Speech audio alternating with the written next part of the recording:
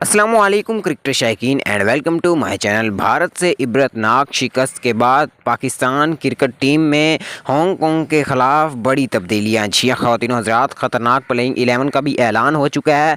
आज की इस वीडियो में हम आपको मुकम्मल तफसील से बताने जा रहे हैं प्लेइंग 11। इस वीडियो को आखिर तक लाजमी देखते रहिएगा। मुकम्मल टाइम टेबल भी आपको बताएँगे। ये मैच पाकिस्तान वक्त के मुताबिक रात 7 बजे शारजा के क्रिकेट स्टेडियम में खेला जाएगा, जो कि पाकिस्तान बामुकाबला हांगकांग होगा। और पाकिस्तान के लिए ये मैच जीतना इंतहाई ज़रूरी है, क्योंकि अगर पाकिस्तान ये मैच नहीं जीता तो एशिया कप से बाहर भी हो सकता है। इसलिए हांगकांग को शिकस्त देना अब पाकिस्तान की मजबूरी बन चुकी है। आगे भी चलते हैं प्लेइंग 11 पर।